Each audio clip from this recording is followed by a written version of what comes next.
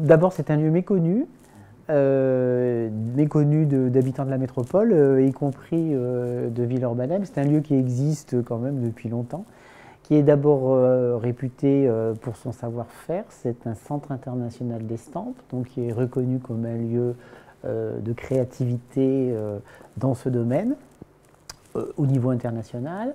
Et c'est un lieu qui a évolué ces dernières années pour devenir aussi un espace d'art contemporain, d'exposition régulièrement, au même titre que le bien connu Institut d'art contemporain qui est aussi situé sur le territoire de Villeurbanne. Alors c'est un lieu qui occupe un ancien atelier puisque le secteur, le chemin, hein, c'est pas ni une rue ni une impasse, le chemin était bordé d'anciens ateliers à vocation industrielle qui ont été reconvertis pour l'essentiel et aujourd'hui on a dans cet endroit plusieurs espaces dédiés aux agences de marketing, aux agences publicitaires, aux agences de communication, à des espaces coworking. L'Urla était là avant mais a pris toute sa place dans ce lieu qui est devenu un véritable endroit de la création. Et un lieu de vie généré évidemment par les nombreuses activités qui ont lieu ici.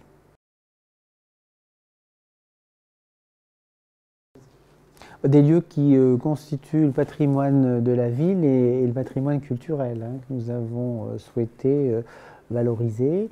D'abord au niveau financier, hein, par une participation de la ville constante, hein, malgré la période de restriction budgétaire.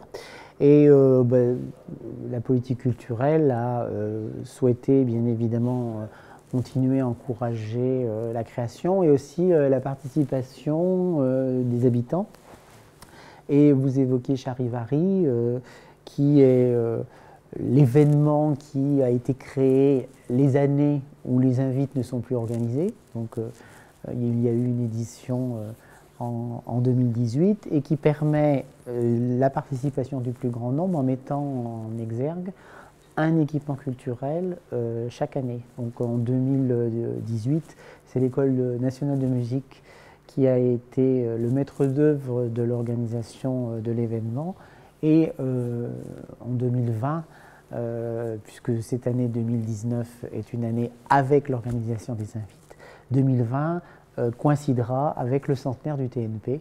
Donc il est prévu que c'est le théâtre qui sera porteur de ce nouvel événement Charivari.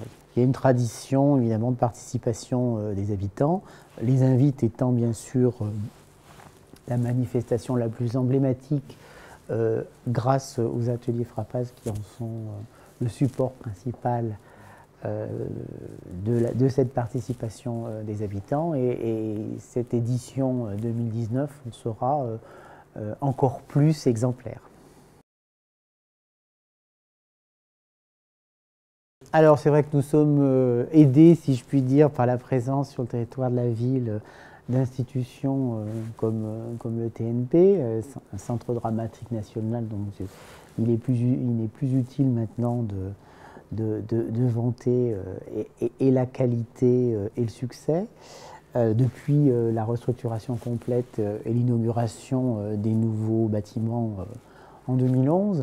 Mais ceci ne doit pas se faire au détriment des structures plus petites et plus modestes.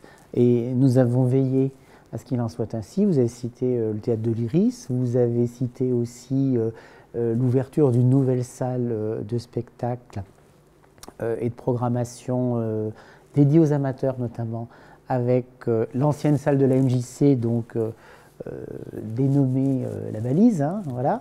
Et puis des lieux comme celui-ci, qui sont à mon sens emblématiques de lieux qui ne pourraient avoir qu'une réputation confidentielle, mais qui, de par leur activité, de par leur créativité, ont une dimension tout autre que l'Inville entend soutenir.